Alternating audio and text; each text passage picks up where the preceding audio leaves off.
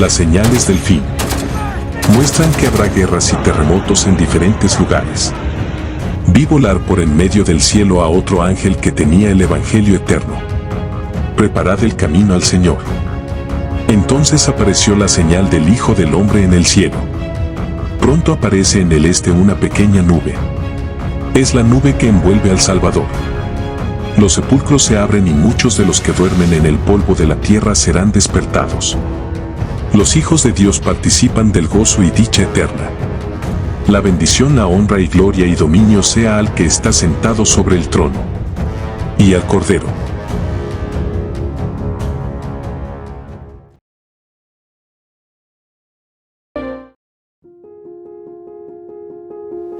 La Iglesia Católica ha infiltrado a nuestros hospitales, universidades y administraciones en muchos lugares. Cuando digo infiltrado, no porque hay un jesuita adentro, pero hay influencias jesuitas adentro. O sea, ninguno de nuestros pastores son jesuitas, porque ellos no estudiaron en un seminario jesuita, pero están bajo la influencia de la Iglesia. Entonces, voy a dar varios ejemplos aquí. Un ejemplo, directamente experiencia de primera mano. El vicepresidente y el secretario de la Asociación General vino a hablar con mi esposa y yo hace unos años atrás, por pedido del pastor Ted Wilson. Vinieron a Tennessee, estuvimos con ellos, y de la boca del vicepresidente me dijo: los jesuitas son nuestros amigos y consejeros. Eso me lo dijo a mí. Yo le dije: perdón, pastor, yo ya no le puedo llamar pastor. Feliz sábado, qué privilegio estar con ustedes hoy día.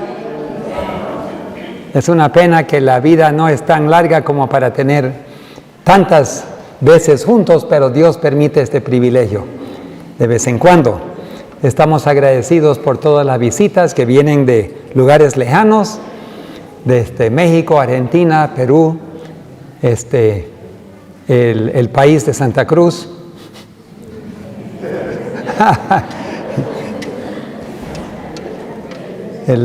Estaba yo hablando con el hermano Marcelo y le dije algo de apretar el coto y me dice: no, tú eres veniano, me dice, cuando hablas del coto, el cuello.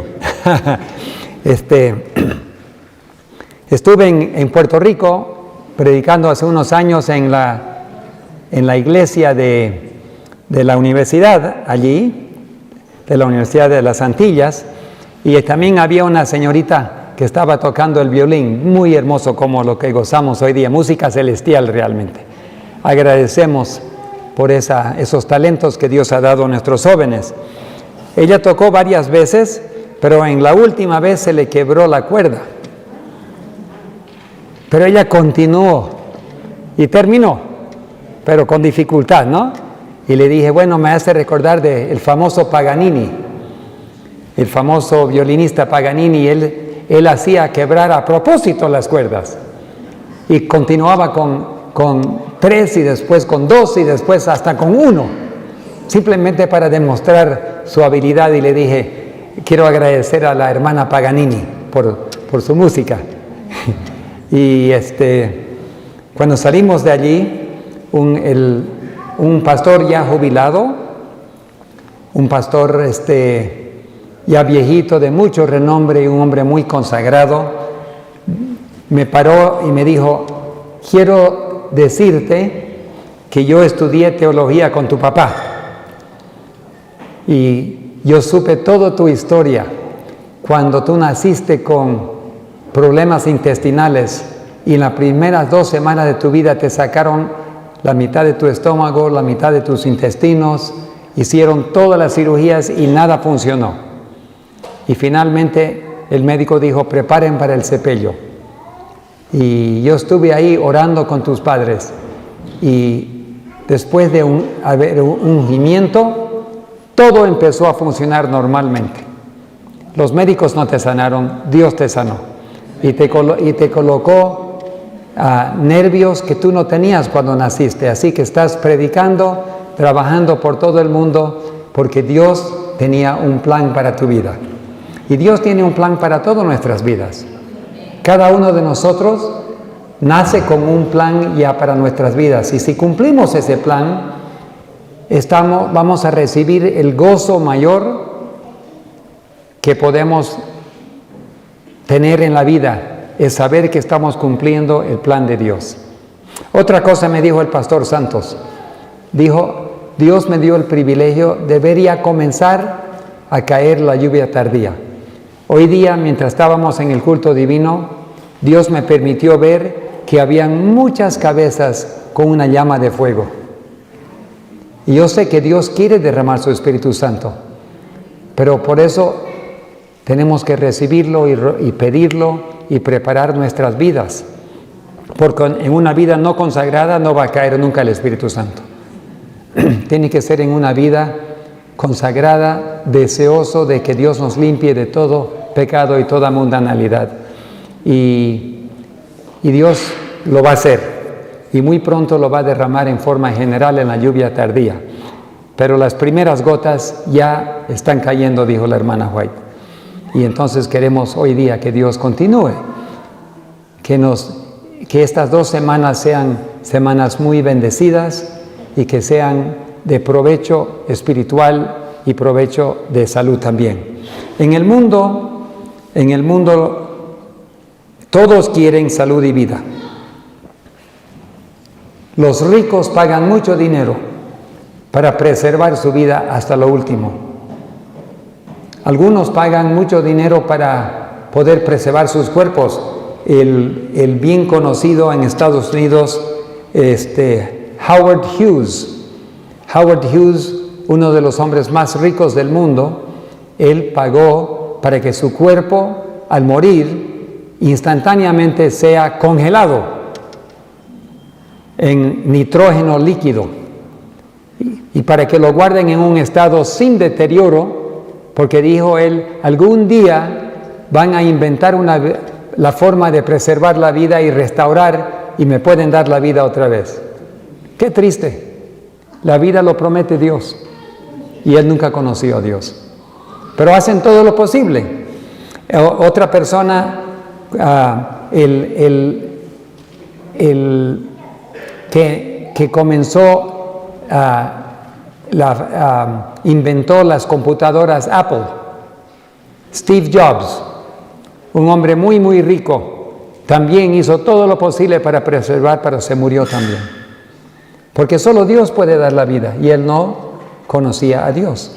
Cuando yo y mi esposa pasamos por Puerto Rico con la avioneta, había un yate ahí grande, negro, y pregunté, ¿de dónde viene ese yate? Ese es el yate que era de Steve Jobs, $250 millones, ese barquito.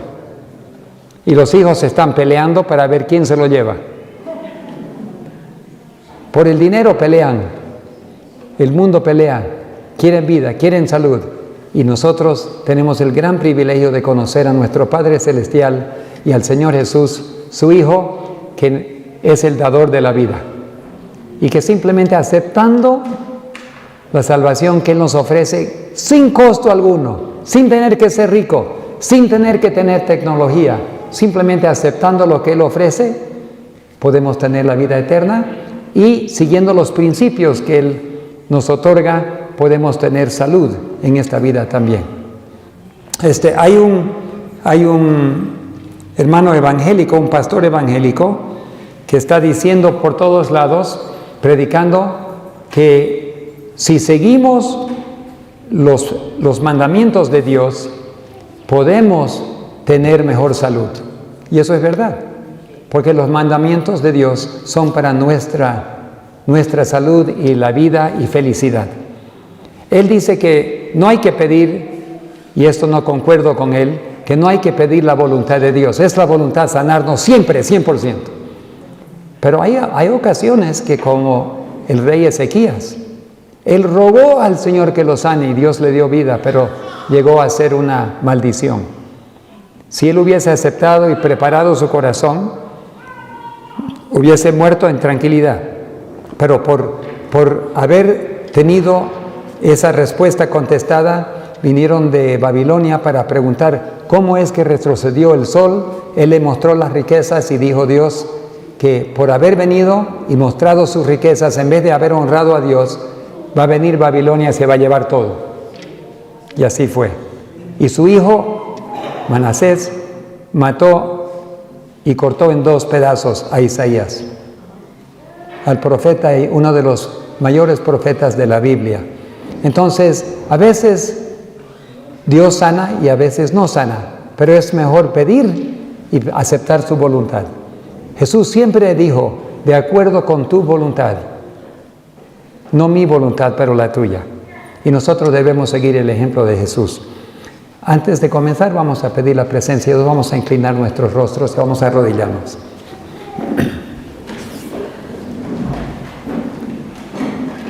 Padre nuestro que estás en los cielos, estamos aquí en tu casa. Estamos por entender, estudiar algunos principios de la palabra de Dios, tu palabra, y pedimos que derrames ese ungimiento del Espíritu Santo, esas llamas invisibles que lo hiciste visible para los discípulos en el Pentecostés. Y algún día lo vas a hacer visible otra vez cuando derrames en su plenitud el Espíritu Santo. Pero ahora, aunque sea invisible, derrama tu Espíritu Santo sobre nosotros, sobre este orador, sobre cada persona aquí que nos acompaña también por los medios de comunicación. Gracias por oír esta petición, lo aceptamos sabiendo que sí es tu voluntad y por eso sabemos que tú lo vas a hacer y te agradecemos en el precioso nombre de Jesús. Amén.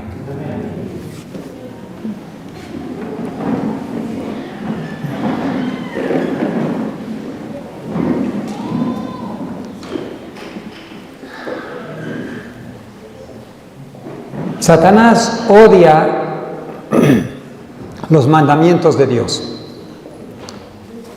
Satanás odia a la raza humana porque son creados en la imagen de Dios. Satanás odia y falsifica todo lo que Dios hace por nosotros. Él hace lo opuesto. Estamos viviendo en los últimos días de la historia del mundo. Estamos viviendo en la colita de Daniel 11. Todo se ha cumplido de acuerdo con las profecías reveladas y ahora estamos en la última generación. Daniel 11:44 todavía no se ha cumplido, así que estamos en 43 todavía. Pero noticias del oriente y del norte lo atemorizarán y saldrá con gran ira para destruir y matar a muchos, hablando del rey del norte, hablando de Satanás, hablando realmente de su representante, que es la bestia. Saldrá con gran ira para destruir y matar a muchos. ¿Qué es lo que Satanás más teme? Lo que más teme Satanás es que Dios logre preparar a un pueblo que refleje su carácter perfectamente y le dé poder del cielo para poder cumplir la misión de predicar el Evangelio en todo el mundo. Eso es lo último que falta, que el pueblo de Dios se prepare físicamente, espiritualmente, para poder recibir ese gran don. El problema es que estamos enamorados del mundo. Hay otro amante, no solo el Señor Jesucristo. Y mientras amamos al mundo, Jesús no puede celebrar el matrimonio que quiere con su pueblo. ¿Cuál de nosotros queremos casarnos con un esposo, una esposa que está enamorado de otro? Nadie, ¿no? Nunca. Jesús no se va a casar con su pueblo hasta que su pueblo deje de estar enamorado del mundo. Y por eso tenemos que pedirle a Dios que nos quite ese amor, porque todos nosotros tenemos un cierto amor por el mundo. Uno dice, pero ¿qué amo del mundo? Algunos aman el dinero, Otros aman el puesto, el honor de los hombres. Otros amamos la música, las películas del mundo. Yo una vez fui invitado a estar en la casa de un pastor, dormí en su casa y toda la pared estaba cubierto con los DVD de las películas del mundo, de gente, 30 años de DVD de lo último que salió. Y le dije, pero todo esto pertenece al mundo. Sí, es mi colección, dice. Yo los he visto todos y casi a veces más que una vez. Pero cuando uno se llena toda esa basura a la mente, ¿cómo puede uno estar enamorado de Jesús cuando el mundo está dentro de la casa? Y muchas casas tienen cosas del mundo adentro. El teléfono. Hoy en día, en muchos teléfonos están las cosas del mundo. Están imágenes, música y videos del mundo. Entonces, si queremos recibir al Señor Jesús, Él tiene que de alguna manera limpiarnos para que estemos sin mancha ni arruga. Y es algo que tenemos que orar. Satanás ha atacado agresivamente a la iglesia y como resultado, él ha tenido mucho éxito.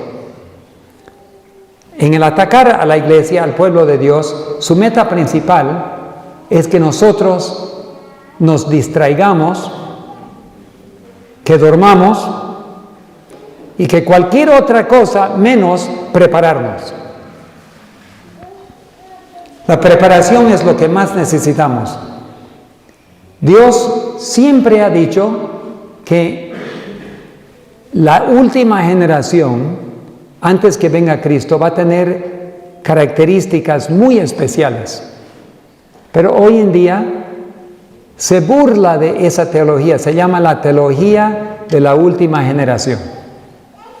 Nuestros seminarios, los teólogos más brillantes, se burlan y niegan y atacan esa filosofía.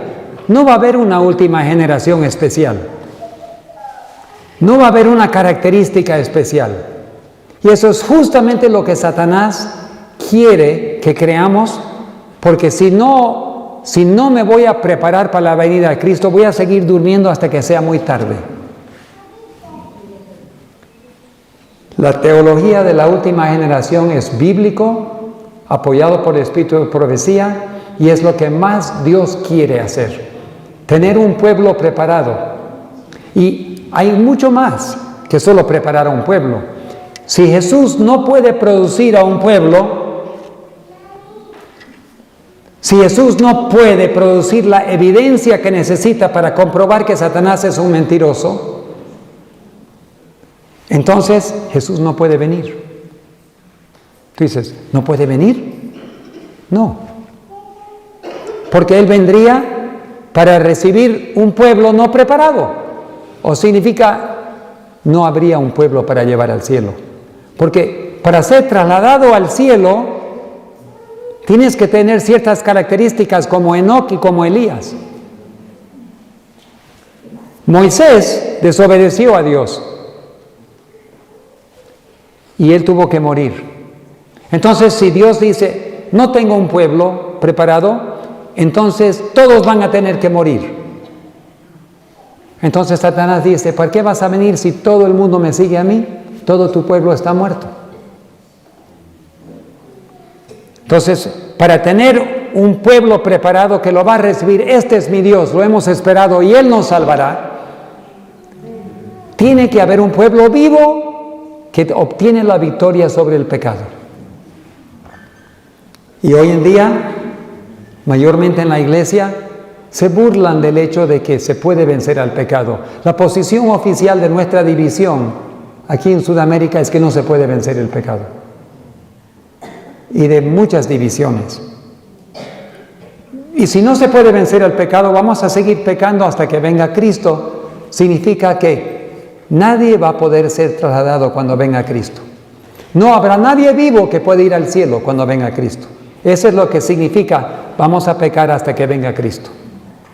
Pero ¿qué va a pasar cuando el sumo sacerdote sale del lugar santísimo Y se declara limpio al que es limpio y puro, y se declara inmundo al que es sucio. Y si estamos pecando todavía, cometiendo adulterio, mintiendo, amando al mundo cuando ya Él salga al santuario, no podemos ninguno ir al cielo. Tiene que haber victoria sobre el pecado y una entrega total al Señor para que Él controle, porque en ese periodo sin intercesor, el pueblo de Dios tiene que vivir sin pecado bajo el control del Espíritu Santo. Entonces, es importantísimo que nosotros entendamos esta doctrina de qué tiene que hacer la última generación, porque nosotros estamos viviendo en la última generación. Jesús dijo en Mateo 24, 32 y 33, cuando veáis todas estas cosas, podéis saber que está cerca, aún a la puerta. El cierre de tiempo de gracia para los adventistas está muy cerca. Y el cierre de esa puerta ocurre antes que el cierre general del tiempo de gracia. Los que conocen la verdad y no la viven, van a encontrarse afuera como sin aceite, como las vírgenes fatuas. Y ninguna virgen fatua logró entrar a la boda. Pero Señor, ¿acaso no te conocimos? ¿Acaso no hicimos milagros en tu nombre? Y la respuesta del Señor Jesús: apartaos de mí, hacedores de maldad, no los conozco.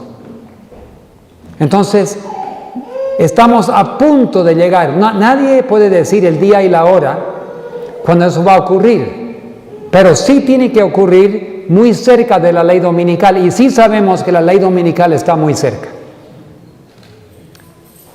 El gobierno americano actual, que va a jugar un papel muy importante en las profecías al final, está hablando claramente que el enfoque principal es colocar al domingo como ley. Ellos lo dicen claramente.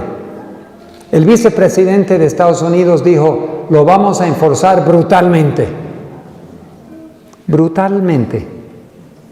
¿Dónde están las libertades de religión? No va a haber. Estamos cerca de la ley dominical, y la ley dominical y la lluvia tardía están muy cercanas. El cierre del tiempo de gracia del mundo viene después del fuerte pregón. Daniel 12, después que termine Daniel 11, viene Daniel 12. Y Daniel 12 contiene mucha información. La hermana White nos dice que debemos estudiar el capítulo 12 de Daniel porque contiene muchas amonestaciones, o una amonestación para el pueblo de Dios que tenemos que entender antes del fin. Ella no estaba hablando del tiempo del fin de 1798. Ella está hablando de la última generación. Y Dios ha puesto un calendario para poder entender. Estuve en las Filipinas. Cuando fui allá, prediqué en cuatro diferentes campamentos, en diferentes partes. Las Filipinas tienen como 8,000 islas. Indonesia tiene 11,000. Pero 8,000 islas en las Filipinas. Entonces fuimos con nuestra avioneta a una isla para un campamento, volando a otra isla para otro campamento, y finalmente terminamos en la isla más grande, Mindanao, donde está la capital. Predicando allí, hice una pregunta. Aquí en Filipinas, ¿hay musulmanes? Hay hartos musulmanes. Porque estamos cerca de Indonesia, el país más grande musulmán del mundo. ¿Y cuáles son las fiestas de la religión musulmana? Bueno, la fiesta más conocida es ¿cuál? Ramadán, ¿no? Un mes donde no toman agua ni comen durante el día, pero cada noche es un banquete. Nadie pierde peso en Ramadán. Solamente no comen en el día, pero de noche comen harto. Ya, bueno, todos conocían eso. Y les pregunté, Hay hindúes en las Filipinas. Hay hartos hindúes también. Porque están en Asia, la India está en Asia, hay hartos hindúes. ¿Y cuáles son las fiestas de la religión hindú? Y me dijeron, las fiestas, la fiesta de luces es una de las fiestas. Tienen muchas fiestas los hindúes, donde celebran. Yo cuando vivía en el Caribe, había muchos hindúes y musulmanes también, pero ellos adoran, tienen 300 millones de dioses. Imagínense, tantos dioses. Para mí hay un dios para cada demonio. O sea, cada demonio es un dios para ellos. Tienen el dios elefante Ganesh, tienen la diosa que tiene 6 brazos y la diosa de destrucción. Tienen dioses para todo. Y una vez estuvimos yendo con el carro y vimos una cola larga de personas.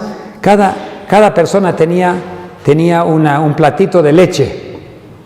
Y se estaban acercando al dios elefante.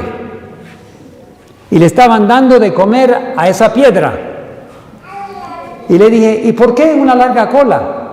¿Y por qué tanta leche? No, es que es un milagro. El elefante se está comiendo toda la leche. Ellos se acercaban con su plato de leche y le ponían una cucharita y la piedra lo chupaba. Satanás hacía desaparecer la leche y ellos se sentían agradecidos que su Dios había recibido su ofrenda de leche. Pero imagínense, una piedra que toma leche. Litros y litros y litros y litros de leche le dieron de tomar y la piedra se lo tomaba todo. No se derramaba nada, solamente como un aspirador, directo de la cucharita se lo tomaba. Entonces, en la religión pagana, hindú, hay milagros también, porque Satanás opera ahí. Y después le hice una trampita y le dije, ¿en Filipinas hay cristianos? Si todos somos cristianos, somos adventistas. Y le dije, en la religión cristiana, que incorpora muchas denominaciones, no solo adventista, metodista, bautista, católico, pentecostales, de todo, le dije, ¿cuáles son las fiestas cristianas? Inmediatamente me contestaron, Navidad, Semana Santa. Bueno, en inglés hay una diferencia de Semana Santa judía y Semana Santa católica. El Easter en inglés es lo que los católicos celebran, pero realmente es una fiesta pagana. Y le dije, no, espera, yo dije cristiano, yo no dije católico. Pero esas son las fiestas cristianas. No, esas todas son paganas. ¿Acaso la religión cristiana no tiene también fiestas? Es que no conocemos otras. Le dije, ¿no leen su Biblia? ¿En qué día murió Jesús? ¿Cerca de la Pascua o en la misma Pascua? En la misma Pascua, ¿no? ¿A una hora cualquiera o en una hora específica? ¿Sabía Jesús en qué hora iba a morir? En la hora del sacrificio, ¿no es verdad? No solo sabía él el día, él sabía la hora. Y la resurrección en otra fiesta, primeros frutos, primicias. Y cuando derramó su Espíritu Santo, Pentecostés, otra fiesta. Y cuando nosotros decimos, bueno, eso eran los tiempos de los discípulos. Bueno, 1844, ¿cuándo entró Jesús al lugar santísimo? El 22 de octubre, que era un día de ¿qué? El día de expiación. No el día antes, no el día después, en el mismo día. Ahora, mi pregunta, si Dios siempre actúa de acuerdo con su calendario, ¿quiénes somos nosotros para guardar otro calendario pagano? En la última generación, ¿será que la última generación que recibe a Jesús va a estar guardando fiestas paganas? Yo le estoy preguntando nomás. ¿Es lógico que yo esté guardando una fiesta pagana cuando estoy esperando al Señor Jesús que venga? ¿Es Navidad el cumpleaños de Jesús? Bueno, les pregunto, ¿por qué? Porque estamos queriendo entender lo que Dios está haciendo para poder entender los eventos finales. Y para entender los eventos finales tenemos que entender el calendario. Porque Dios siempre actúa de acuerdo con el calendario. Por ejemplo, ¿cuándo es la Pascua? ¿Qué día? Empieza esta noche. Sí, empieza esta noche y es todo mañana. Esa es la fiesta judía. No estamos hablando de la católica. Estamos hablando de la fiesta del calendario bíblico. ¿Y qué representaba? ¿Qué se cumplió? ¿Qué se recordaba en cada Pascua? De la salida de Egipto, ¿no es verdad? Y se sacrificaba un cordero que representaba ¿a quién? A Cristo, el Cordero de Dios. Muy bien. Y ahora pregunto, ¿estamos viviendo todavía en Egipto? ¿Hay esclavitud en esta tierra? ¿Hay pecado? ¿Estamos en la casa de servidumbre? ¿Será que algún día vamos a salir de esta casa de servidumbre? Entonces, en cierta forma, otra vez tenemos que salir de Egipto, ¿no es verdad? O sea, hay muchos símbolos que nos enseñan.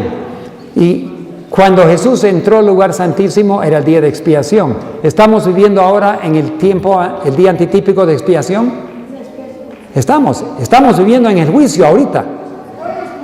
Muy importante que entendamos lo que Cristo está haciendo en el santuario. ¿Está Jesús realmente en el lugar santísimo o no está haciendo nada en el cielo?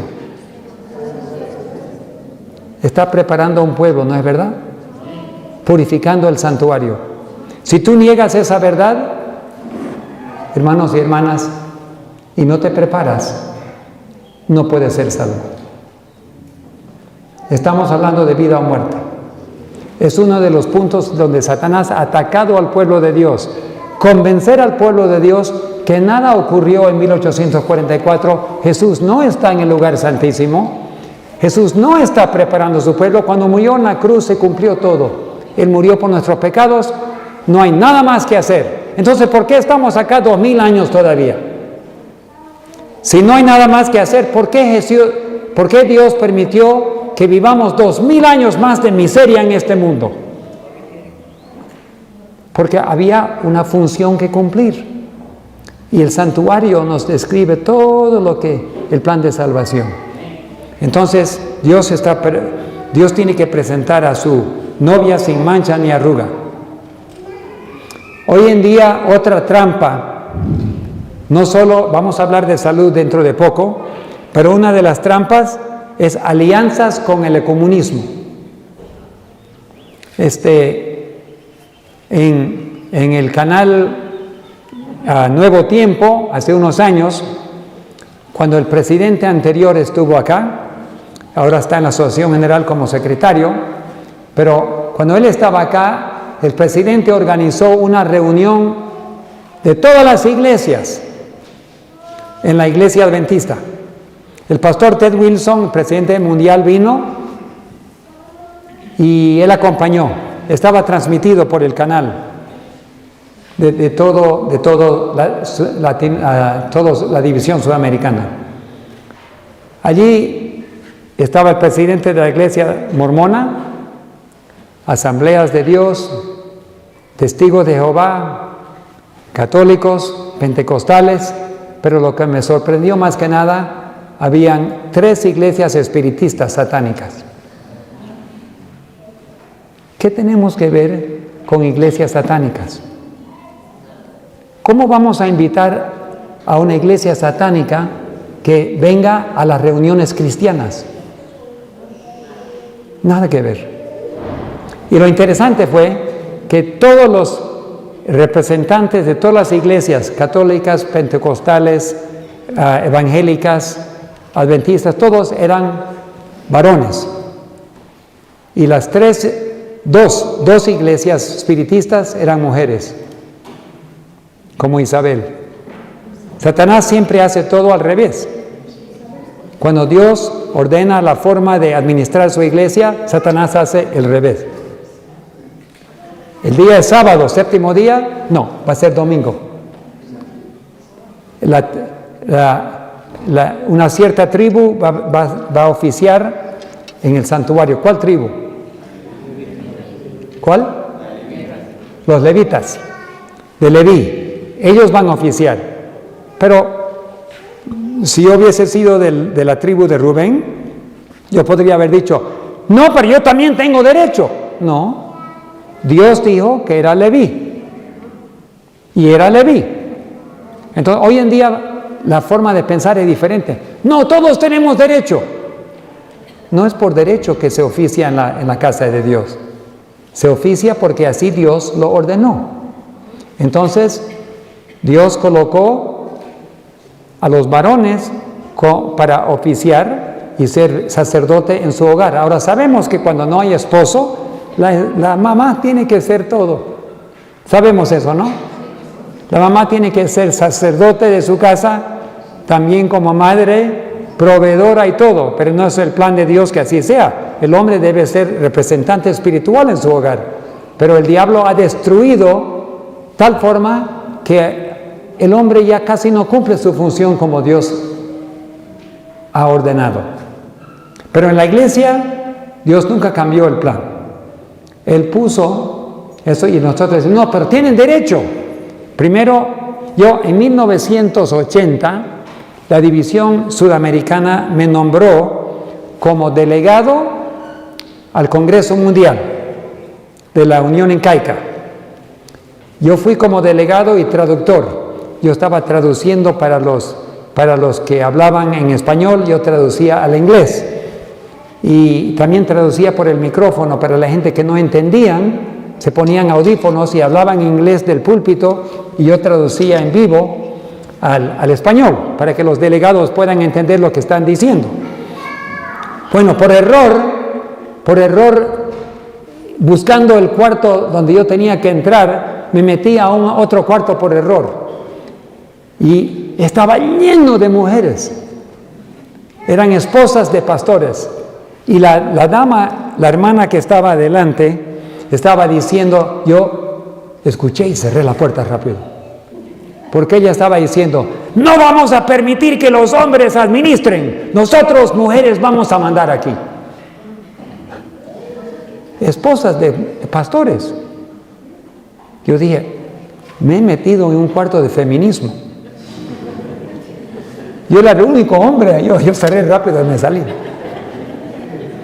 Pero era la primera vez que yo fui expuesto a la idea de que había rebelión en la iglesia. O sea, la forma que Dios ordenó es la forma que tenemos que hacer, pero había ya movimientos feministas en la iglesia, como igual que en el mundo. Y ahora estamos hablando ya no de damas. Yo soy homosexual y yo tengo derecho de ser pastor adventista. Así que hay pastores homosexuales. Hermanos, en la casa de Dios no es por derecho. Nadie tiene derecho. Dios usa mujeres, usa hombres, usa niños. Pero cada uno tiene su función. Y nosotros, esa es una de las cosas donde Satanás ha atacado el pueblo de Dios para poder destruir el formato que Dios ha creado en su iglesia. Otras áreas es la dependencia financiera en el gobierno. En muchos países, por ejemplo, hablemos de Noruega, Dinamarca. El gobierno, tú marcas ahí a qué iglesia perteneces. Bueno, yo soy fulano de tal, tengo mi carnet. ¿Cuál es tu religión? ¿O cuál es tu creencia? Yo soy católico, yo soy metodista, yo soy adventista. Lo colocas está en tu cédula. Y dependiendo de qué religión eres, el gobierno te saca un impuesto y da el dinero a la iglesia. O sea, si tú eres católico, todos los católicos se le cobra un impuesto y el gobierno lo manda a la iglesia católica. En Noruega, Dinamarca, casi todos son luteranos. ¿Por qué? Porque de la reforma de las edades medias, Martín Lutero, se hicieron esos países luteranos, pero ser luterano hoy en día es casi como ser católico. Yo nazco, soy luterano, nunca voy a la iglesia, pero soy luterano. No es como la iglesia adventista, que yo soy adventista porque yo creo en lo que la iglesia enseña y participo, pero no porque nací, soy adventista. Mis padres eran adventistas, yo nací adventistas, todos somos adventistas, no es así. Pero así lo hacen en algunos países. En Estados Unidos, el gobierno no se le permite dar directamente dinero a las iglesias, porque hay la Constitución. Pero por mucho tiempo las iglesias con sus universidades y hospitales han recibido dinero del gobierno. Por ejemplo, cuando el gobierno paga por un seguro social y paga al hospital adventista porque tienen un paciente que recibe seguro social. Entonces, ¿y qué pasa cuando la universidad, el alumno hace un préstamo al gobierno para pagar su colegiatura? Entonces, el gobierno le da al alumno el dinero, el alumno se lo pasa a la universidad y la universidad se beneficia de tener muchos alumnos con préstamos gubernamentales. Y pueden pagar mejores sueldos. ¿Por qué? Porque reciben más dinero. Ahora, nuestras instituciones educativas antes eran más pobres, pero ahora tienen de todo. En Loma Linda, la universidad de medicina más grande que tenemos en el mundo, recién acaban de construir un hospital de $1,000 millones, lo que llamamos un billón en inglés, y lo han hecho sobre un fundamento movible, y dicen: ningún terremoto va a tumbar este edificio. Me hace recordar del Titanic. Ni Dios puede hundir al Titanic. ¿Ustedes piensan que Dios no puede mandar un terremoto que puede derrumbar cualquier edificio? Es muy peligroso decir, nada puede destruir este edificio. En los tiempos de la hermana White, nuestra casa publicadora había comenzado a imprimir libros, novelas, para ganar más dinero. O sea, aquí tenemos la imprenta tan grande, era para imprimir Conflicto de los Siglos, Espíritu y Profecía, Estudios Bíblicos, Review and Herald, la revista adventista, todo lo que podían imprimir. Pero todavía estaban con tiempo libre y dijeron: ¿por qué no vendemos tiempo e imprimimos otras cosas? Podemos ganar más dinero. La hermana White le dijo: no lo hagan, no lo hagan. Y finalmente se votaron a imprimir cosas así, y cuando estaban por imprimir el libro del Dr. Kellogg, El Templo Viviente, que tenía panteísmo en el libro, esa noche se quemó toda la casa publicadora. Hermanos, Dios no está jugando. Él es muy celoso con su pueblo. No podemos jugar con el mundo. Y el mensaje de salud que tenemos es parte del plan de Dios para que su pueblo pueda enseñar y curar y ser una gran bendición al mundo. Hemos tenido cambios grandes en teología, hemos formado relaciones, hablando de México, yo trabajé muchos años en México, tengo un hijo mexicano chiapaneco y tengo residencia permanente en México y tenemos proyectos ahí, pero cuando yo trabajaba allí como administrador del hospital en Chiapas, yo recibía médicos de Montemorelos y yo iba regularmente a Montemorelos. Pero ahora el CETAI, Seminario Teológico Interamericana, tiene como parte de su directorio 2 sacerdotes católicos.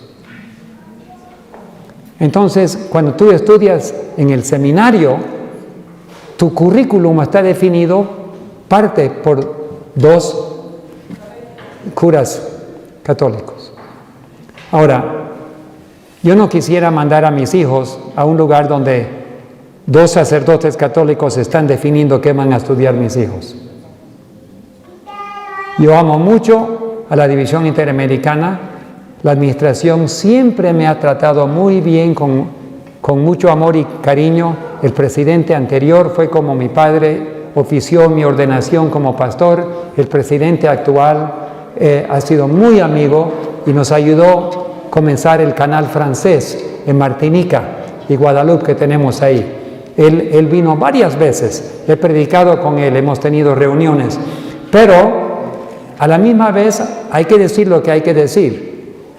La Iglesia Católica ha infiltrado a nuestros hospitales, universidades y administraciones en muchos lugares. Cuando digo infiltrado, no porque hay un jesuita adentro, pero hay influencias jesuitas adentro. O sea, ninguno de nuestros pastores son jesuitas, porque ellos no estudiaron en un seminario jesuita, pero están bajo la influencia de la iglesia. Entonces, voy a dar varios ejemplos aquí. Un ejemplo, directamente experiencia de primera mano. El vicepresidente y el secretario de la Asociación General vino a hablar con mi esposa y yo hace unos años atrás, por pedido del pastor Ted Wilson. Vinieron a Tennessee, estuvimos con ellos, y de la boca del vicepresidente me dijo: los jesuitas son nuestros amigos y consejeros. Eso me lo dijo a mí. Yo le dije: perdón, pastor, yo ya no le puedo llamar pastor. Usted nos ha traicionado. Nosotros pensábamos que en la Asociación General nos estaban protegiendo, pero nos han traicionado a Roma. Si los jesuitas son sus amigos y consejeros allá en la Asociación General, disculpe, usted ya no le puedo llamar nunca pastor otra vez. Usted es traidor. Disculpe, pero esa es la verdad. En otra situación, tengo un amigo de Guyana, un profesor de teología. Las señales del fin muestran que habrá guerras y terremotos en diferentes lugares. Vi volar por en medio del cielo a otro ángel que tenía el Evangelio eterno. Preparad el camino al Señor. Me escribió. Entonces apareció la señal del Hijo del Hombre en el cielo. Pronto aparece en el este una pequeña nube. Yo fui es la nube que envuelve al Salvador. Es que su esposa los sepulcros se abren y muchos de los que duermen en el polvo de la tierra serán despertados. Los hijos de Dios participan del gozo y dicha eterna. La bendición, la honra y gloria y dominio sea al que está sentado sobre el trono. Y al Cordero. Ella dijo: no puedo. Yo vivo en Michigan, en la universidad, mi esposo es profesor acá. Yo no puedo, sin mi esposo, mudarme a Washington y ser profesora para ustedes, porque yo tengo que vivir con mi esposo. Y el presidente de la Universidad de Loyola dijo: no se preocupe, yo voy a hacer los arreglos. Una llamadita a la Asociación General y la Asociación General pasa un voto para que se muden a Washington. La influencia de adentro, ¿no? La influencia. Podría decir otras cosas, pero lo que estamos diciendo, la iglesia está bajo ataque. Tu hogar, mi hogar, esta iglesia, cada congregación, cada universidad, cada hospital, cada iglesia está bajo ataque. En cada casa estamos bajo ataque. Cada persona aquí está bajo ataque. Porque el diablo sabe que si Dios perfecciona a su pueblo y prepara a su pueblo, entonces Él está frito. Porque una vez Dios derrama su Espíritu Santo, Satanás sabe 2 cosas. Una cosa, que la esposa se ha preparado. Cuando la esposa esté preparado, regocijaos, oh cielos y tierra. ¿Por qué? Porque la esposa se ha preparado. Se ha preparado. Cuando Dios tenga a su esposa preparado, hermanos, las cosas van a ir como relámpago. Los ángeles van a soltar los vientos. Va a caer la lluvia tardía con poder y fuerza. El pueblo va a salir a pregonar por todo el mundo. Nada lo va a poder parar. No va a haber gobierno, no va a haber ley, no va a haber fuerza militar, no va a haber tecnología. Nada que va a poder parar el fuerte pregón. Si no te dejan comprar un boleto en el avión, Dios te va a transportar.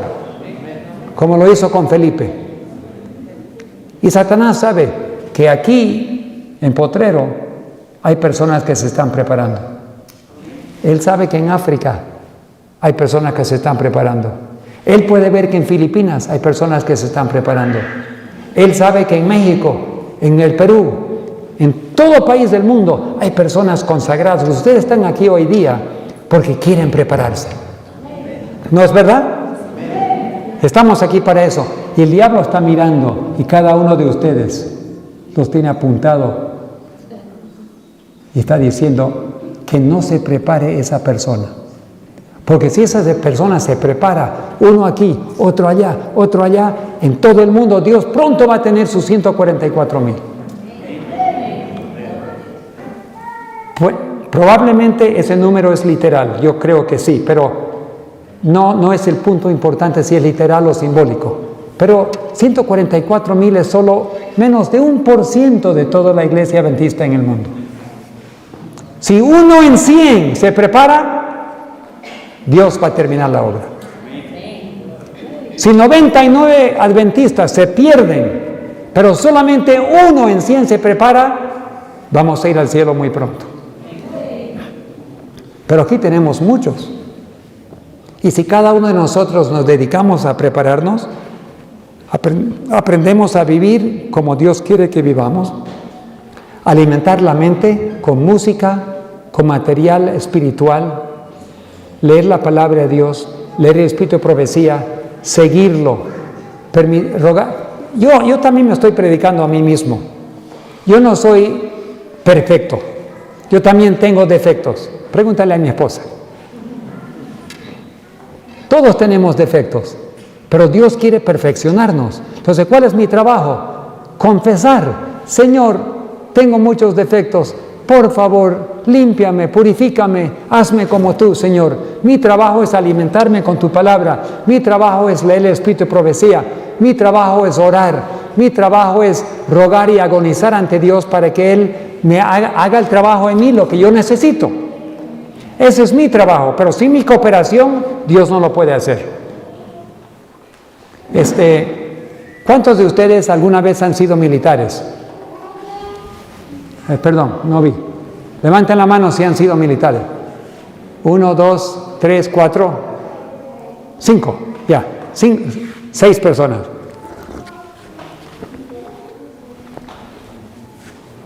A un soldadito lo pueden llevar al cuartel, ¿verdad? Te pueden agarrar y te pueden llevar. Mi pregunta, el hecho de que te hagan un soldado a fuerza, ¿eso significa que ya eres fuerzas especiales? Eres un cabo, no sabes nada. Te tienen que enseñar, ¿verdad? Pero las fuerzas especiales no se hacen sacando a alguien de la calle, ahora eres fuerzas especiales. No, tú mismo tienes que elegir ser fuerzas especiales. Yo hablé con un soldado fuerzas especiales de Estados Unidos. Era de la Marina. Y le dije, ¿cómo te entrenan? Bueno, en primer lugar, yo tuve que decidirme que yo quería hacer, porque es un entrenamiento muy pesado. No se te puede entrenar contra tu voluntad. Tú tienes que cooperar, es como entrar a las Olimpiadas. Tú tienes que hacer el ejercicio, sufrir, sacrificar y prepararte. ¿Y qué hiciste tú? Le dije. Bueno, nos entrenaron, nos pusieron en un pozo de agua con un peso atado nuestras manos atadas atrás de la espalda y tuvimos que sobrevivir en un pozo de agua más o menos como 1 hora. ¿Y cómo pueden hacer eso? Nos hundimos naturalmente con el peso que nos pusieron en el pie, pero teníamos que saltar con toda nuestra fuerza y nuestra nariz salía 1 segundo del agua, respirar y otra vez nos hundíamos. Otra vez saltar y otra vez nos hundíamos. Otra vez saltar y salía y otra vez hundirnos. 1 hora. Teníamos que sobrevivir con las manos atadas debajo del agua, apenas respirando por saltar. ¿Y qué más? Después nos dieron alas y nos llevaron en un helicóptero o un avión y nos tiraron a 30 kilómetros de un barco de noche en una tormenta. Y teníamos que navegar con las alas por la tormenta. Los vientos de la tormenta nos levantaban y nosotros planeábamos a otra tormenta y de ahí subíamos otra vez y a otra tormenta y nos íbamos acercando al barco y finalmente teníamos que aterrizar vivos en el barco. Aterrizar. 30 kilómetros volando sin motor, solamente con alas planeando. Y cada vez que estabas por chocar, tenías que meterte a una nube y otra vez ascender con relámpagos por todos lados. Y tenías que meterte. Y todos los que aprobaron, pasaron. Y los que no, otra vez hacer el examen final. Hermanos, los 144,000 son fuerzas especiales. No son cualquiera. ¿Tú piensas que siendo un miembro de la iglesia sentadito sin hacer nada vas a formar parte de las fuerzas especiales? No. Las fuerzas especiales tienen una dieta especial. ¿Dios tiene una dieta especial? ¿Sí o no? ¿Tiene Dios una dieta especial? ¿Tiene ropa especial? ¿Se visten bien modesto? ¿O con lujo? ¿Ah? Hay hombres que se visten también. Ayer fuimos al aeropuerto, había una cola de gente gritando, ¡ah! Y yo le dije, ¿qué están esperando? Estamos en espera. ¿Cómo se llamaba? Cereo. Yo dije, ¿qué es un cereo? No supimos. Pero cuando vimos un letrero era un rockero. Y cuando al rato estábamos saliendo, ¡ah! Gritaban todos y estaban sacando con sus cámaras fotos de un rockero que entraba. Y esos rockeros se visten con campanas y luces y todo, con anillos aquí, parecen un buey, ¿no? Algunos tienen en la lengua, otros en la oreja, por todos lados se perforan. Ustedes saben que vivimos en momentos cuando estamos regresando a las edades cuando no había una cultura, cuando vivían como en la selva. En Papúa Nueva Guinea, todos se ponían así, huesos y todo atravesado en África, y se mataban los unos a los otros. Pero ya que entró la civilización, ya se visten bien. Pero estamos regresando a las edades de Papúa Nueva Guinea, cuando se perforan, se pintan, se tatuajes, parecemos bestias. Pero el cristiano no puede vestirse así. El cristiano, y damas. Las damas, ustedes son bonitas, porque tuvieron una madre que se llamaba Eva, hace 6,000 años, que era muy hermosa. Y después de 6,000 años de deterioro, todavía las mujeres son bonitas. Porque la mamá Eva era tan hermosa. Y hombres, algunos bien son fuertes, yo no tanto, no,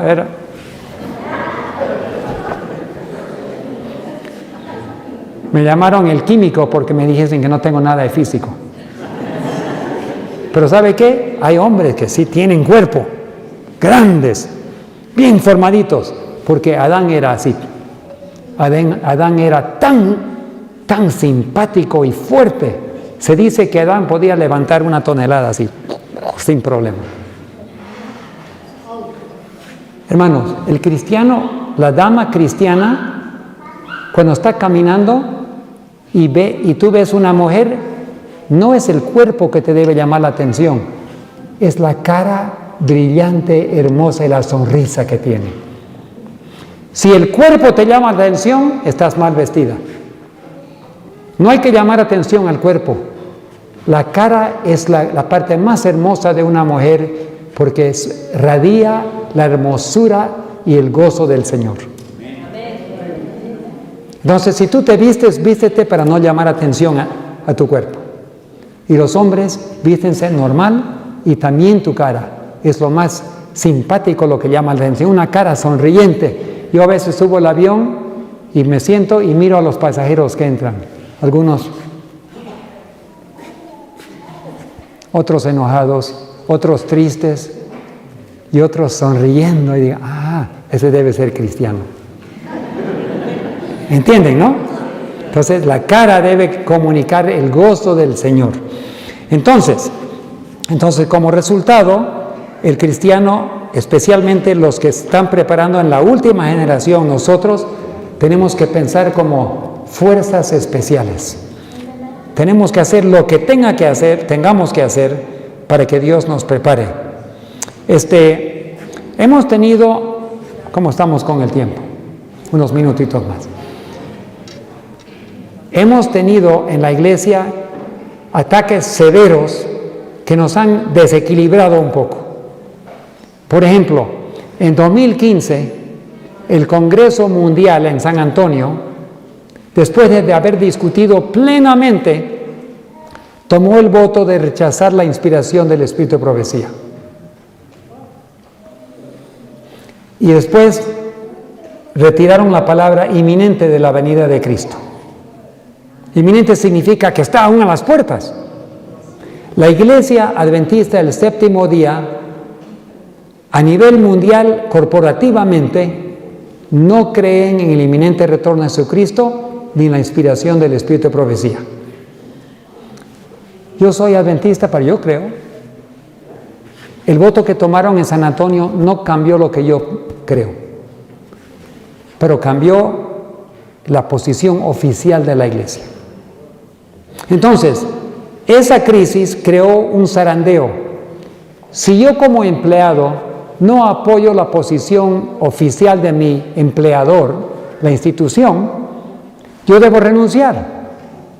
O si quiero proteger mi sueldo, me cierro la boca y no digo nada. Entonces, casi todos se cerraron la boca. Los que abrieron la boca fueron despedidos. Y eso, digo que es una situación normal, pero causó un zarandeo. Un pastor, un administrador que todavía cree en el inminente retorno de Cristo y usa el espíritu de profecía del púlpito, casi siempre es despedido. Si nunca lo mencionas, puedes quedarte con tu trabajo. Pero muchos fariseos y líderes en Israel creyeron en Jesucristo, pero no lo confesaron, porque tenían miedo de las consecuencias. Como resultado, perdieron la salvación. Ahora nos toca a nosotros el zarandeo. Primero los administradores, después los pastores, y ahora los miembros de la iglesia. Cada uno tiene que decidir qué cree. ¿Tú todavía crees en el inminente retorno a Cristo? Sí. ¿Cristo está a las puertas? Sí. ¿Tú crees en la inspiración del Espíritu de Profecía? Sí. ¿Hermana White fue inspirado por Dios cuando escribió los libros? Sí. Si tú lo crees, los púlpitos adventistas no te van a dejar predicar eso. Verdad presente, Cristo viene pronto, prepárate, no se puede. No asustes al pueblo. Pero hermanos, recordemos una cosa, Dios formó la institución. Dios ayudó a formar la Iglesia Adventista del Séptimo Día. Dios ayudó a organizar en asociación general divisiones, uniones y campos. Dios hizo todo eso, pero también Dios ayudó a Israel.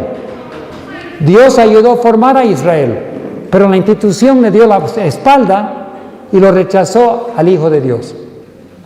Nuestra propia institución fue creada para avanzar la obra de Dios, pero ha estado bajo ataque del enemigo y ahora nosotros hemos cedido muchas veces a las tentaciones, hemos formado relaciones con diferentes iglesias, delegados al Vaticano, y lo último que se hizo este año es firmar y entrar como socio de las Naciones Unidas. Para poder ser socio de las Naciones Unidas no puedes predicar lo que deberemos predicar de los 3 ángeles. No puedes distribuir libros del conflicto de los siglos. Si tú piensas distribuir conflicto de los siglos, no lo vas a poder hacer adentro. Hay varias citas que lo voy a guardar para la tarde, porque se nos va el tiempo, pero formar parte de las Naciones Unidas significa que vamos a formar parte del nuevo orden mundial. Me pregunto, si yo puedo pedir el pinchazo a todos los miembros de la iglesia y todos los pastores.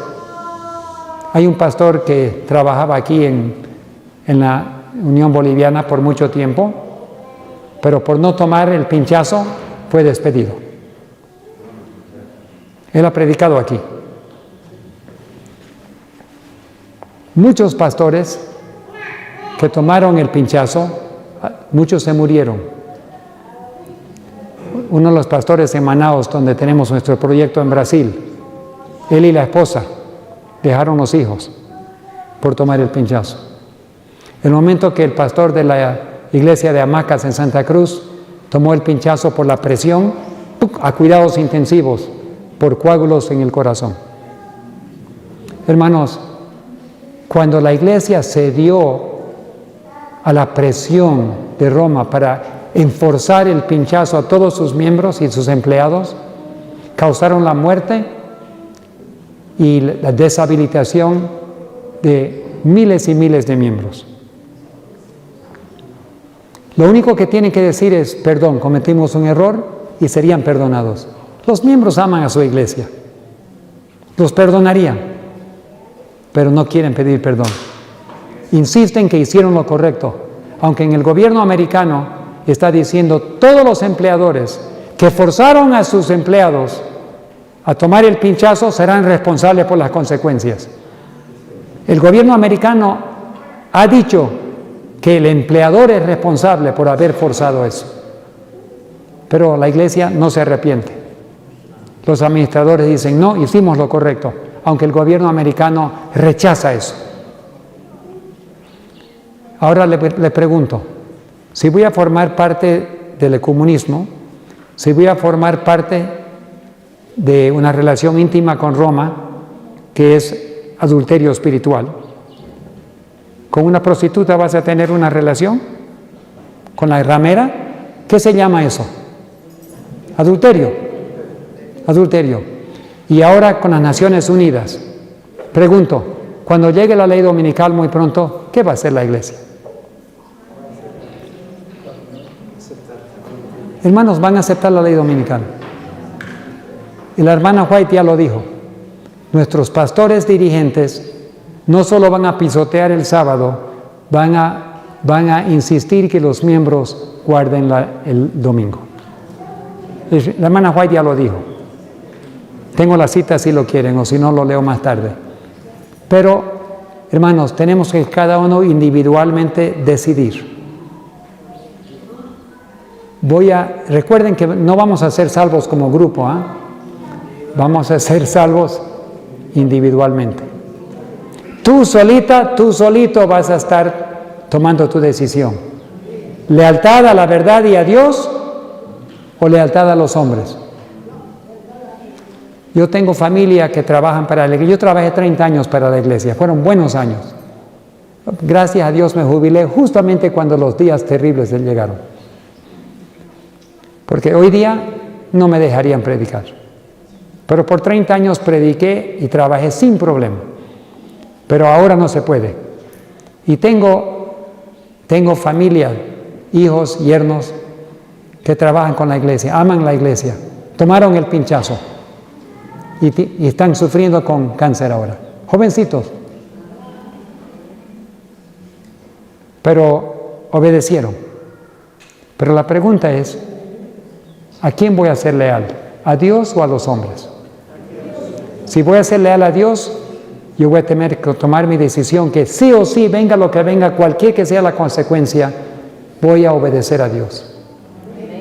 Vas a perder posiblemente tus bienes, tu libertad y posiblemente tu vida. ¿Va a haber mártires en el final? Apocalipsis 24. Y vi las almas de aquellos que fueron decapitados por no recibir la marca de la bestia, y vivieron y reinaron con Cristo 1000 años.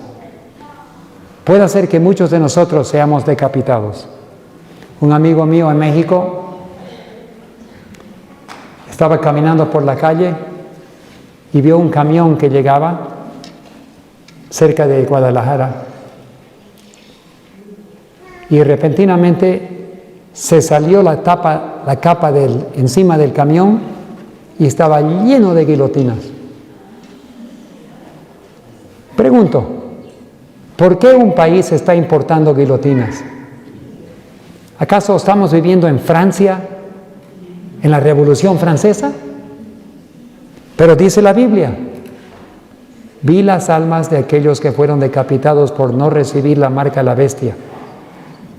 Otro pastor con quien yo prediqué varias veces era capellán militar, y han metido guillotinas en algunos cuarteles, y a los terroristas, a los que capturaron de la Irak, en la guerra de la Irak, han ejecutado decapitándolos adentro del cuartel.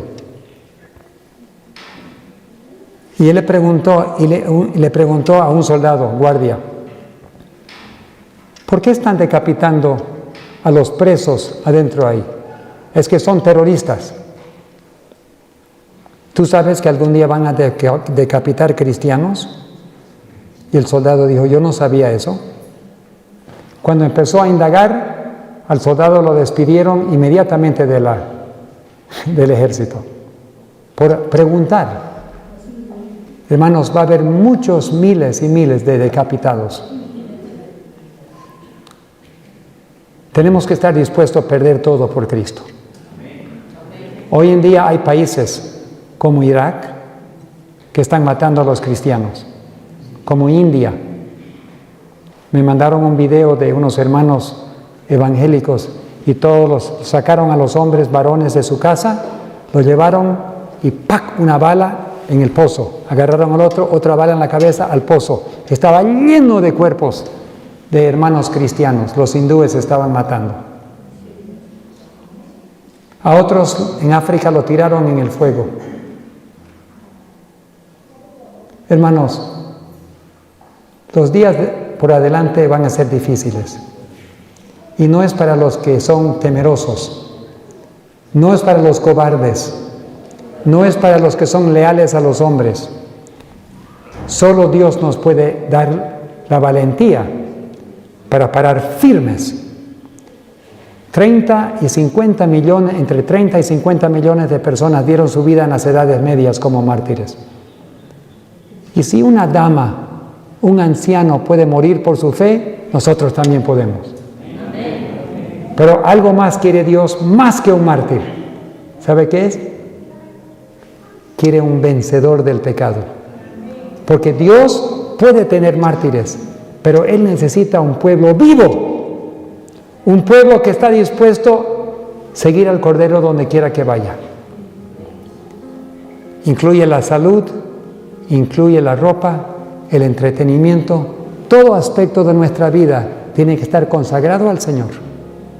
Y quiere usarnos como una gran bendición para bendecir a otros también. Que Dios lo bendiga. En la tarde continuaremos.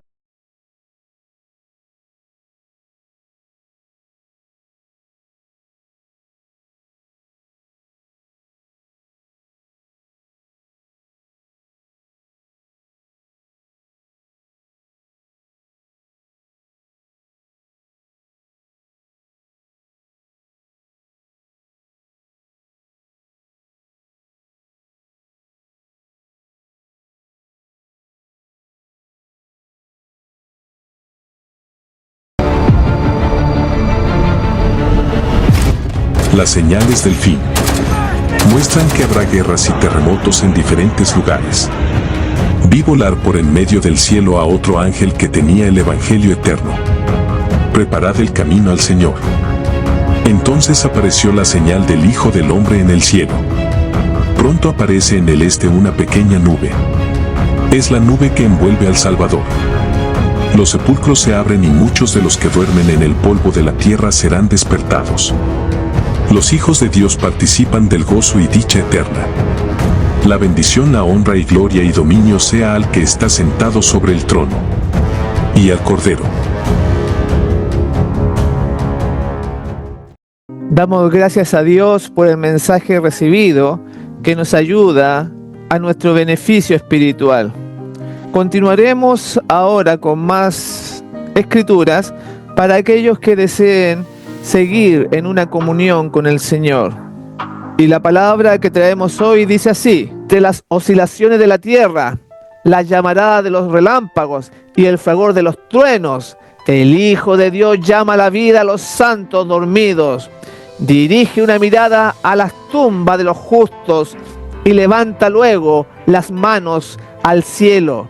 Exclama: despertaos, despertaos, despertaos los que dormís en el polvo y levantaos. Por toda la superficie de la tierra, los muertos oirán esa voz, y los que la oigan vivirán, y toda la tierra repercutirá bajo las pisadas de la multitud extraordinaria de todas las naciones, tribus, lenguas y pueblos. De la prisión de la muerte sale revestida de gloria inmortal, gritando: ¿dónde está, muerte, tu aguijón? ¿Dónde, oh sepulcro, tu victoria? Y los justos vivos unen sus voces a las de los santos resucitados en prolongada y alegre aclamación de victoria. Todos salen de sus tumbas de igual estatura que cuando en ellas fueron depositados. Adán, que se encuentra entre la multitud resucitada, es de soberbia altura y formas majestuosas, de porte poco inferior al del Hijo de Dios. Presenta un contraste notable con los hombres de las generaciones posteriores.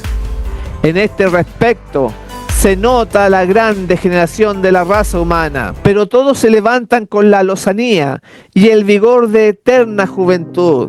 Al principio, el hombre fue creado a la semejanza de Dios, no solo en carácter, sino también en lo que se refiere a la forma y a la fisionomía. El pecado borró e hizo desaparecer casi por completo la imagen divina, pero Cristo vino a restaurar lo que se había malogrado. Él transformará nuestros cuerpos viles y los hará semejantes a la imagen de su cuerpo glorioso. La forma mortal y corruptible, desprovista de gracia, manchada en otro tiempo por el pecado, se vuelve perfecta, hermosa e inmortal. Todas las imperfecciones y deformidades quedan en la tumba, reintegrados en su derecho al árbol de la vida. En él, desde tanto tiempo perdido Edén, los redimidos crecerán hasta alcanzar la estatura perfecta de la raza humana en su gloria primitiva. Las últimas señales de la maldición del pecado serán quitadas y los fieles discípulos de Cristo aparecerán en la hermosura de Jehová nuestro Dios, reflejando en espíritu, cuerpo y alma la imagen perfecta de su Señor. Oh, maravillosa redención, tan descrita y tan esperada, contemplada con anticipación febril, pero jamás enteramente comprendida. Los justos vivos son mudados en un momento, en un abrir de ojo. A la voz de Dios fueron glorificados. Ahora son hechos inmortales y juntamente con los santos resucitados son arrebatados para recibir a Cristo su Señor en los aires. Los ángeles juntarán sus escogidos de los cuatro vientos, de un cabo del cielo al otro. Santos ángeles llevan niños a los brazos de sus madres, amigos a quienes la muerte tenía separados desde largo tiempo, se reúnen para no separarse más y con los cantos de alegría suben juntos a la ciudad de Dios. En cada lado del carro nebuloso hay alas, y debajo de ellas ruedas vivientes. Y mientras el carro asciende, las ruedas gritan santo, y las alas al moverse gritan santo. Y el cortejo de los ángeles exclama: santo, santo, santo es el Señor Dios, el Todopoderoso. Y los redimidos exclaman: aleluya, mientras el carro se adelanta hacia la nueva Jerusalén.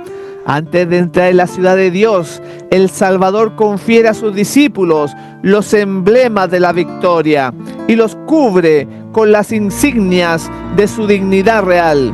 Las huestes resplandecientes son dispuestas en forma de un cuadro hueco en derredor de su rey, cuya majestuosa estatura sobrepasa en mucho a la de los santos y de los ángeles, y cuyo rostro irradia amor benigno sobre ellos. De un cabo a otro de la innumerable hueste de los redimidos, toda mirada está fija en él, todo ojo contempla la gloria de aquel cuyo aspecto fue desfigurado más que el de cualquier hombre y su forma más que la de los hijos de Adán. Sobre la cabeza de los vencedores, Jesús coloca a su propia diestra la corona de gloria. Cada cual recibe una corona que lleva su propio nombre nuevo y la inspiración, santidad a Jehová. A todos se les pone en la mano la palma de la victoria y el arpa brillante. Luego que los ángeles que mandan dan la nota, todas las manos tocan con maestría las cuerdas de las arpas, produciendo dulce música en ricos y melodiosos acordes. Dicha indecible estremece todos los corazones y cada voz se eleva en alabanza de agradecimiento al que nos amó y nos ha lavado de nuestros pecados con su sangre y nos ha hecho reyes y sacerdotes para Dios y su Padre. A Él sea gloria e imperio para siempre jamás. Gloria al Señor. Delante de la multitud de los redimidos se encuentra la ciudad santa. Jesús abre ampliamente las puertas de perla y entran por ellas las naciones que guardaron la verdad. Allí contemplan el paraíso de Dios, el hogar de Adán en su inocencia. Luego se oye aquella voz más armoniosa que cualquier música que haya acariciado jamás el oído de los hombres y que dice: vuestro conflicto ha terminado. Venid, benditos de mi Padre, heredad el reino preparado para vosotros desde la fundación del mundo. Entonces se cumple la oración del Salvador por sus discípulos. Padre, aquellos que me has dado, quiero que donde yo estoy, ellos estén también conmigo. A aquellos a quienes rescató con su sangre, Cristo los presenta al Padre delante de su gloria irreprensibles con grande alegría, diciendo: heme aquí a mí y a los hijos que me diste, a los que me diste yo los guardé. Oh maravillas del amor redentor, qué dicha aquella cuando el Padre eterno, al ver a los redimidos, verá su imagen, ya desterrada la discordia del pecado y sus manchas quitadas, y a lo humano una vez más en armonía con lo divino. Con amor inexpresable, Jesús admite a sus fieles en el gozo de su Señor. El Salvador se regocija al ver en el reino de gloria las almas que fueron salvadas por su agonía y humillación. Y los redimidos participarán de este gozo al contemplar entre los bienvenidos a aquellas a quienes ganaron para Cristo por sus oraciones, sus trabajos y sacrificios de amor. Al reunirse en torno del gran trono blanco, indecible alegría llenará sus corazones cuando noten a aquellos a quienes han conquistado para Cristo y vean que uno ganó a otros y estos otros más para ser todos llevados al puerto de descanso donde depositarán sus coronas a los pies de Jesús y le alabarán durante los siglos sin fin de la eternidad. Cuando se da la bienvenida a los redimidos en la ciudad de Dios, un grito triunfante de admiración llena los aires. Los dos Adanes están a punto de encontrarse. El Hijo de Dios está en pie con los brazos extendidos para recibir al Padre de nuestra raza, al ser que Él creó, que pecó contra su Hacedor y por cuyo pecado el Salvador lleva las señales de la crucifixión. Al distinguir a Adán las cruentas señales de los clavos, no se echa en los brazos de su Señor, sino que se prosterna humildemente a sus pies, exclamando: digno, digno es el Cordero que fue inmolado. El Salvador lo levanta con ternura y le invita a contemplar nuevamente la morada edénica de la cual ha estado desterrado por tanto tiempo. Después de su expulsión del Edén, la vida de Adán en la tierra estuvo llena de pesar. Cada hoja marchita, cada víctima ofrecida en sacrificio, cada ajamiento en el hermoso aspecto de la naturaleza, cada mancha en la pureza del hombre, le volvían a recordar su pecado. Terrible fue la agonía del remordimiento cuando notó que aumentaba la iniquidad y que en contestación a sus advertencias se le tachaba de ser el mismo causa del pecado. Con paciencia y humildad soportó por cerca de 1000 años el castigo de su transgresión. Se arrepintió sinceramente de su pecado y confió en los méritos del Salvador prometido y murió en la esperanza de la resurrección. El Hijo de Dios reparó la culpa y caída del hombre y ahora, merced a la obra de propiciación, Adán es restablecido a su primitiva soberanía. Transportado de dicha, contempla los árboles que hicieron una vez su delicia, los mismos árboles cuyos frutos recogiera en los días de su inocencia y dicha. Ve las vides que sus propias manos cultivaron, las mismas flores que se gozaba en cuidar en otro tiempo. Su espíritu abarca toda la escena, comprende que este es, en verdad, el Edén restaurado, y que es mucho más hermoso ahora que cuando él fue expulsado. El Salvador le lleva al árbol de la vida, toma su fruto glorioso y se lo ofrece para comer. Adán mira en torno suyo y nota una multitud de los redimidos de su familia que se encuentra en el paraíso de Dios. Entonces arroja su brillante corona a los pies de Jesús y, cayendo sobre su pecho, abraza al Redentor. Toca luego el arpa de oro y por las bóvedas del cielo repercute el canto triunfal. Digno, digno, digno es el Cordero que fue inmolado y volvió a vivir. La familia de Adán repite los acordes y arroja sus coronas a los pies del Salvador, inclinándose ante él en adoración. Presencia en esta reunión los ángeles que lloraron por la caída de Adán y se regocijaron cuando Jesús, una vez resucitado, ascendió al cielo después de haber abierto el sepulcro para todos aquellos que creyesen en su nombre. Ahora contemplan el cumplimiento de la obra de la redención y unen sus voces al cántico de alabanza. Delante del trono, sobre el mar de cristal, ese mar de vidrio que parece revuelto con fuego por lo mucho que resplandece con la gloria de Dios, se halla reunida la compañía de los que salieron victoriosos de la bestia y de su imagen y de su señal y del número de su nombre. Con el Cordero en el monte Sión, teniendo las arpas de Dios, están en pie los 144,000 que fueron redimidos de entre los hombres. Se oye una voz como el estruendo de muchas aguas y como el estruendo de un gran trueno, una voz de tañedores de arpas que tenían con sus arpas, cantan un cántico nuevo delante del trono, un cántico que nadie podía aprender, sino aquellos 144,000. Es el cántico de Moisés y del Cordero, un canto de liberación.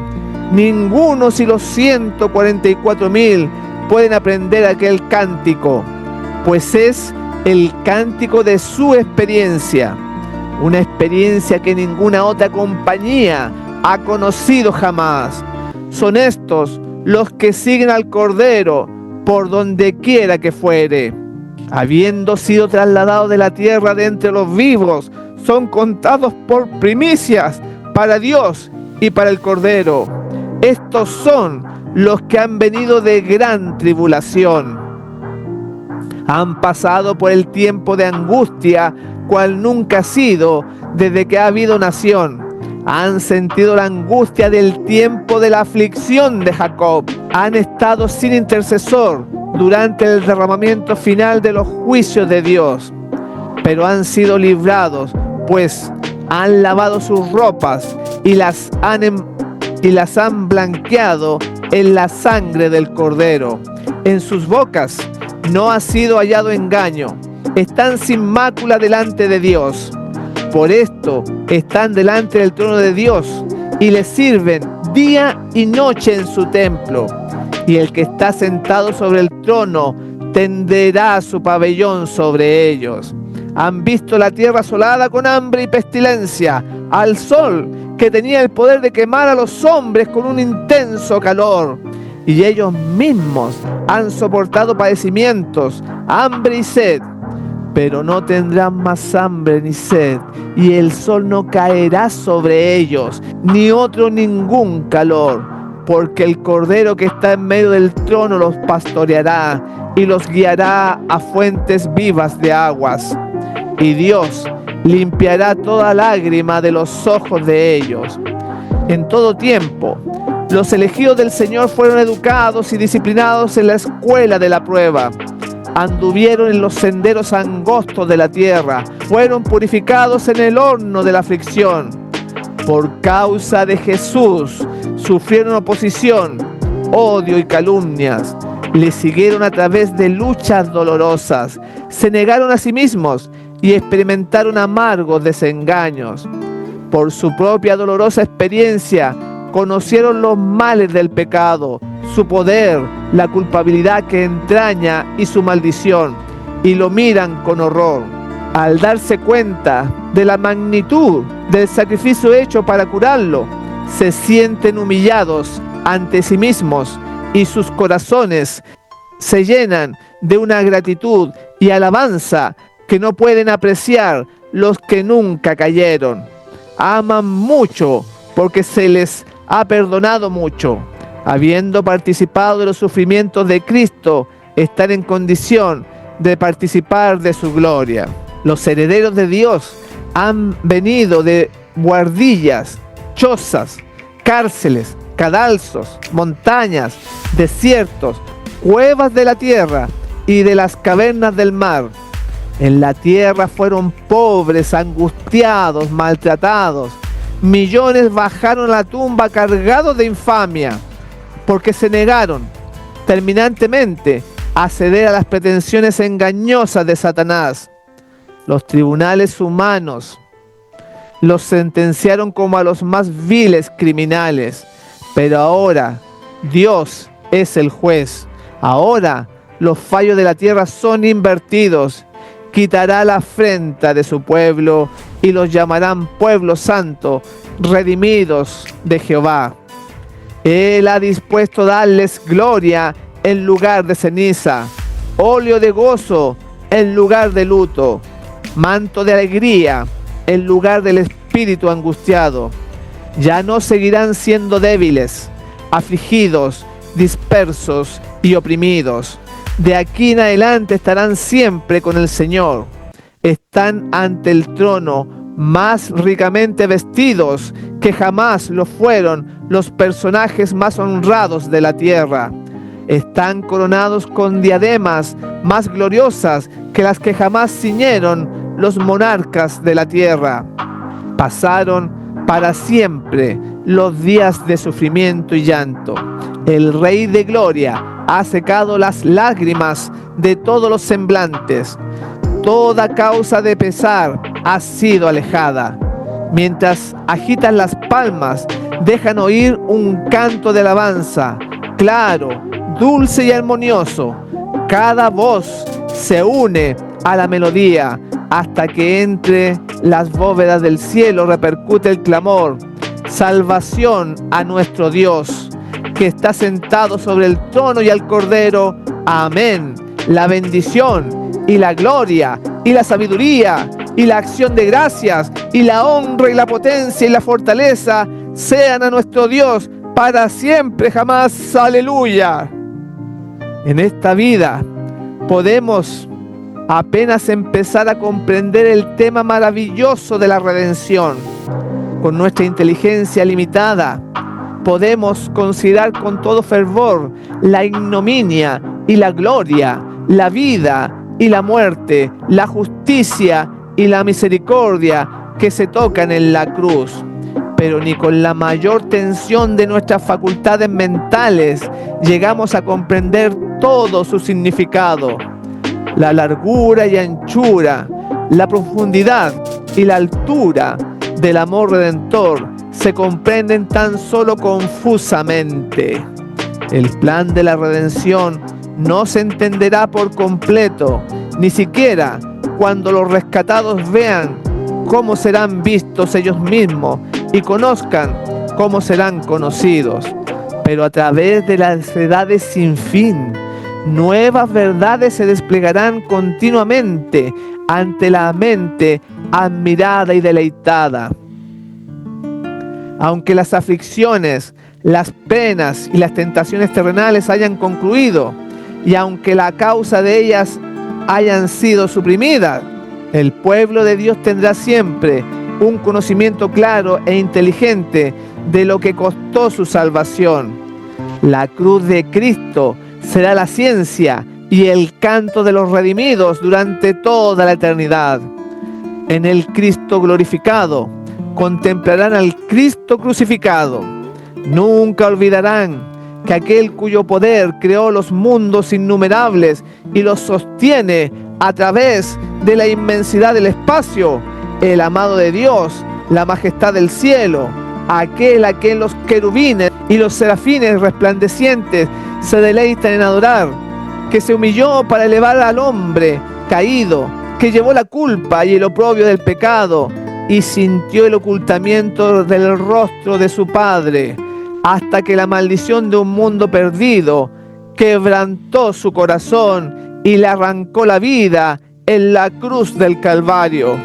El hecho de que el hacedor de todos los mundos, el árbitro de todos los destinos, dejase su gloria y se humillase por amor al hombre, despertará eternamente la admiración y adoración del universo.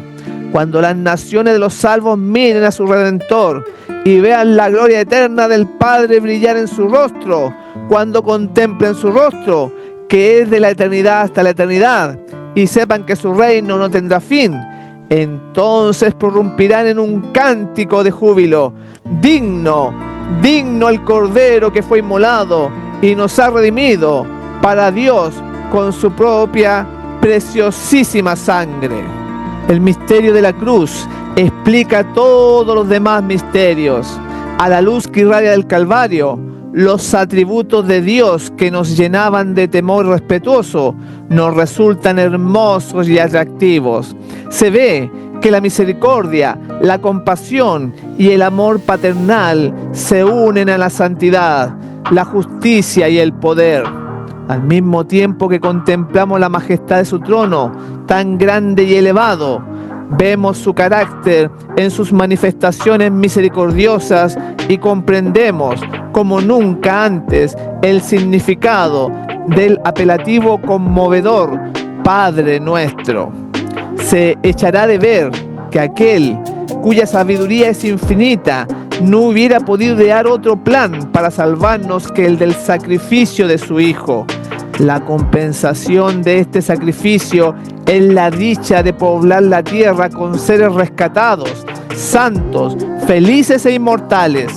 El resultado de la lucha del Salvador contra las potestades de las tinieblas es la dicha de los redimidos, la cual contribuirá a la gloria de Dios por toda la eternidad. Y tal es el valor del alma que el Padre está satisfecho con el precio pagado. Y Cristo mismo, al considerar los resultados de su gran sacrificio, no lo está menos.